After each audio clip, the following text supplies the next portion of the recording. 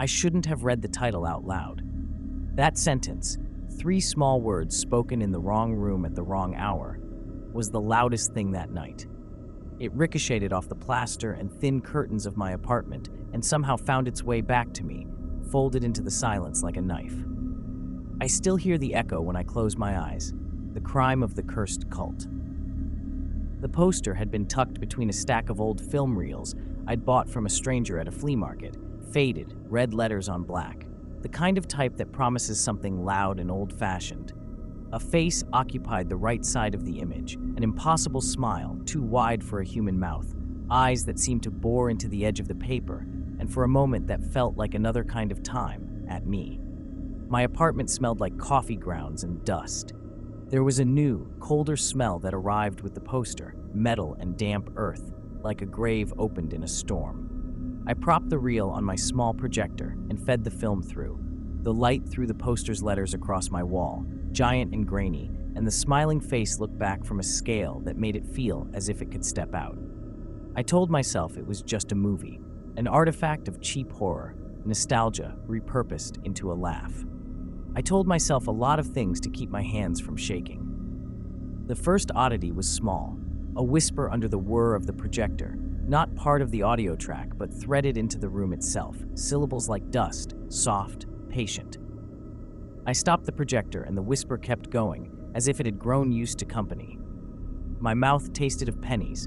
My fingertips felt pricked by a cold I couldn't warm with breathing. When I turned back to the wall, the poster's face had changed. Not a transformation you would see if you blinked, something subtler. The eyes seemed hollower, the grin a hair too eager, the lines on the forehead etched deeper, as though someone had redrawn them in darker ink. I tried to steady myself by checking facts. The film reel had no label. The vendor at the market had smiled too broadly when I asked where it came from and then said, "Nobody remembers the last show," like it was a joke. I told no one about the whisper. I told myself it was exhaustion, a trick from too many late nights editing, but then my phone vibrated with a notification I had not asked for, a single photo from an unknown number. It was of my living room, my couch, my lamp, the poster spread across the wall, and in the center of the frame, closer than the camera should have allowed, was that smile. The picture had no timestamp. I hadn't taken it. There were other signs, footprints in the dust by the window, a black smear on the glass like a hand that had pressed to leave a message, and, worst of all, on the very center of the poster's forehead, a faint, wet-looking mark in the shape of a 5-pointed star. I pressed my thumb to it, and the red paint felt like cold wax. The whisper grew clearer, patient now, as if it were waiting for me to answer a question I hadn't heard.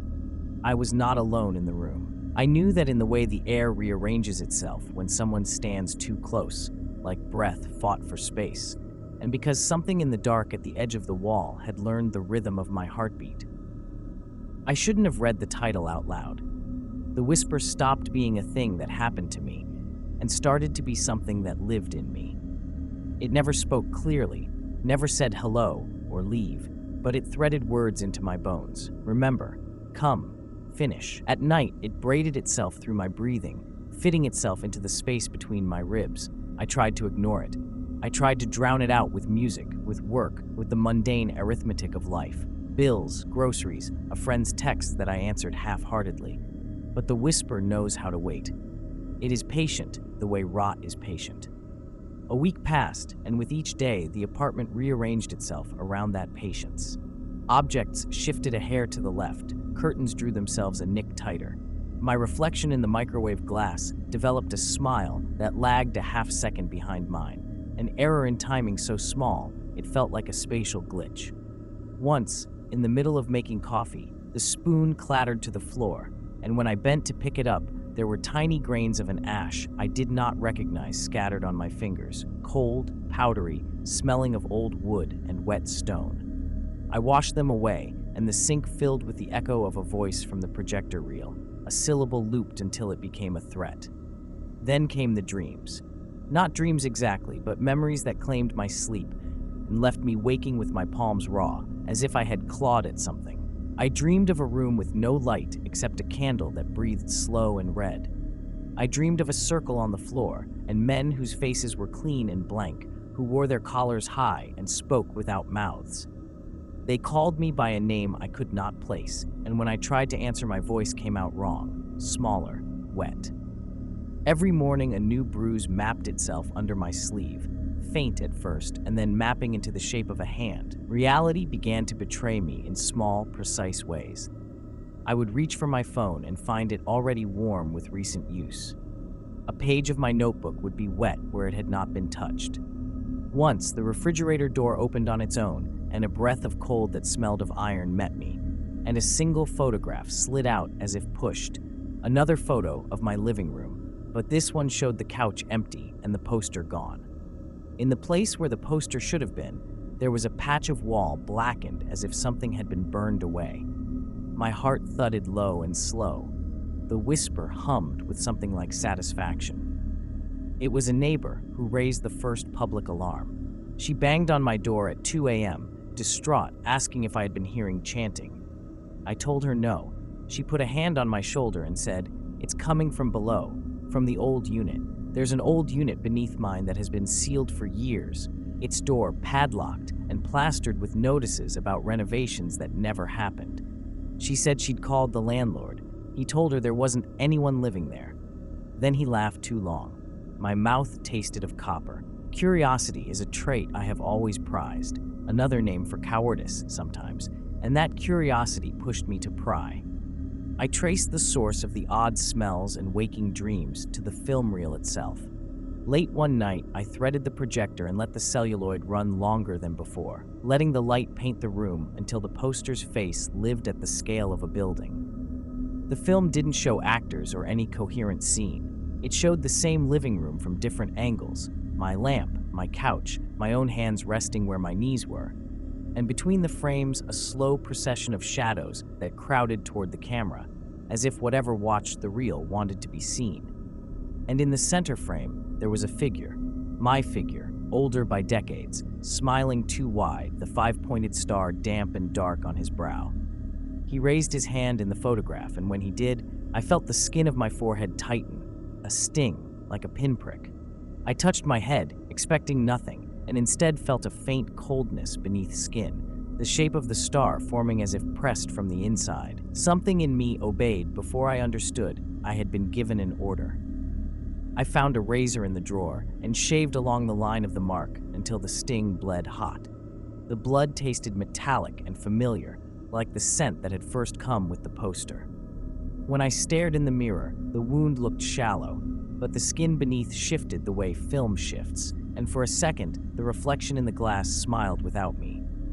That night, there were knocks at the wall, soft, then urgent, like fingers drawing a rhythm I had once known. A voice threaded through the cracks, not the whisper now, but many voices speaking at the same time, the sound of a room full of people reciting a memory. They called my name. They did not ask me to answer. They only wanted me to remember the shape I had made for them long ago. I am writing this with a head that rings like a bell and fingers that tremble as though they are not mine.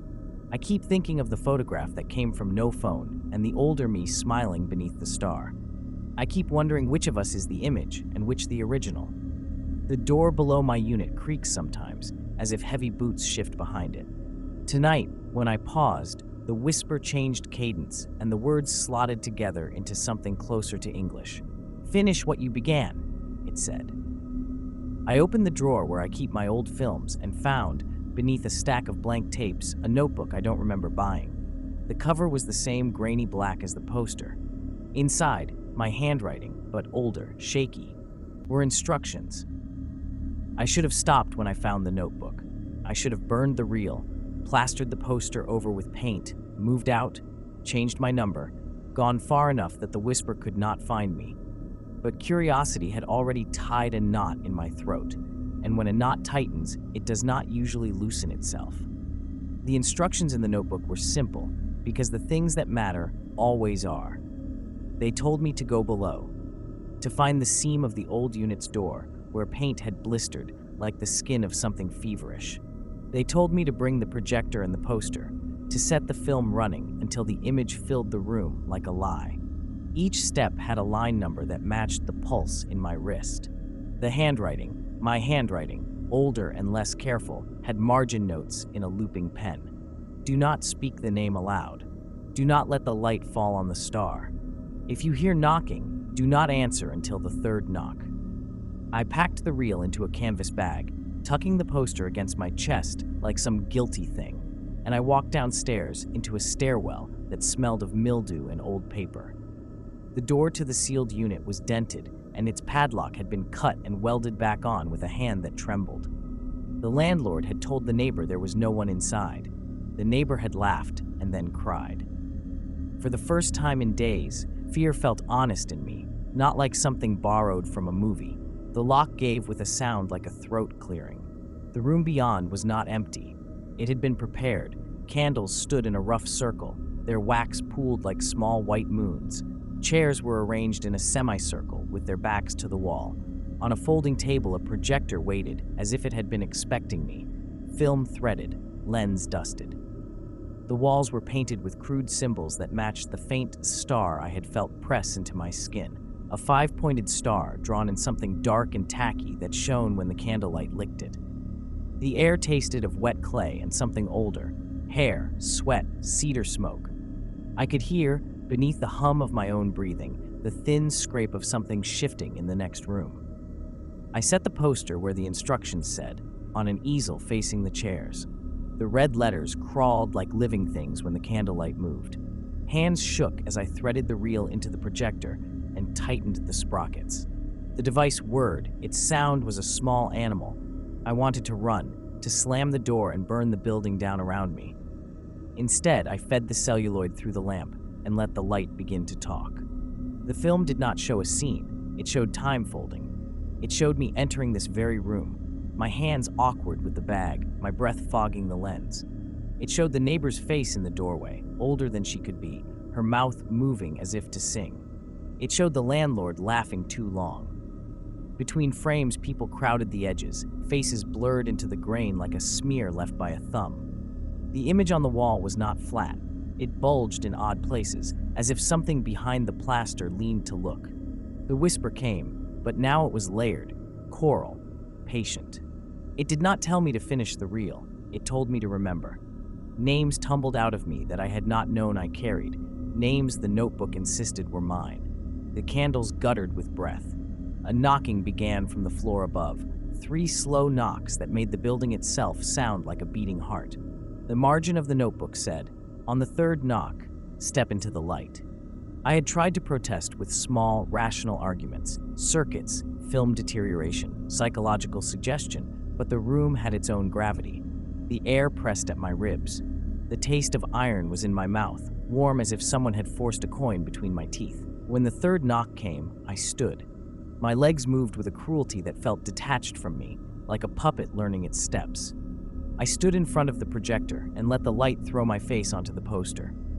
For one absurd heartbeat, I thought I could outrun it, turn away, close my eyes. But the face that the projector painted on the paper was not the trembling one I felt in the flesh. It was older, smoother in its malice, and on its forehead the star gleamed wet. Something, hands, or the memory of hands, touched my scalp. The sting I had felt before unfurled into a deeper ache, and then into something that was not pain at all, but a loosening. I felt the small bones in my face settle differently, as if they were being pressed into a mold. I smelled cedar and old blood. The whisper filled the room and turned my name into an accusation. I tried to speak and found my voice braided with others, a chorus speaking through one throat. The film on the wall showed me smiling, a grin that was taught and practiced, the teeth too numerous, the eyes not quite aligning with the light. In the projection, I moved my hand to my forehead, and when I looked at my palm, there was fresh blood there, glinting black in the candlelight. For a second, I thought the cameras, whatever made these frames, had lied. But then I felt the cool of something wet as it settled into the hollow between my brows. They had written in the margin, "Finish what you began, be the hinge." And then, beneath it, in ink almost erased, "We will remember you kindly." I remembered 1,000 small embarrassments from other lives, letting someone down, walking past a child who needed help, the exact sound of my father's laugh. Memory is a currency they ask for. Memory is the coin that buys the right to stand in someone else's light. I felt mine being counted, slabbed onto a ledger, folded into the film. The neighbor in the doorway was not the neighbor anymore. Her face splayed open, like a photograph being developed. The landlord's laugh had become a sound like wind through dead grass. The chair backs made silhouettes like spectators. They watched me finish, because that is what spectators do. They witness and they feed. When I raised my hand, the projection copied me a breath later. When I smiled, it smiled back before I knew my mouth had moved. There is a moment in theater, brief and holy, when the actor and the audience breathe as one. This was that moment turned inside out, where the audience took the actor and made him theirs. I felt my will fragment. I felt some residue that called itself resistance. I clung to it, but it was small, a thumbprint on a window that was already fogged. I don't know how long I stood there. Time on the film does not obey clocks. At some point, the projector stuttered and the reel snapped, 12 inches of celluloid unspooling across the floor like a pale tongue. The lights guttered. The star on my forehead cooled against my palm. Someone with my voice and no mercy, laughed. I write this with blood in the margins and with fingers that do not always belong to me. I write it because even now, even after the light, there are choices that arrive after the fact. To warn, to confess, to damn. If you ever find a film tucked between reels at a flea market, if a poster on black and red seems to watch you, do not prop it on a wall, and do not let the projector hum. Burn the celluloid. Burn the letters until they are only a smell. But if you hear knocking, remember this. Sometimes the third knock is not a choice, it is an invitation. And sometimes when you finish the frame, you will look at the wall and find a stranger smiling back with your eyes. I blinked, and he didn't. Subscribe to Horror Story Bar.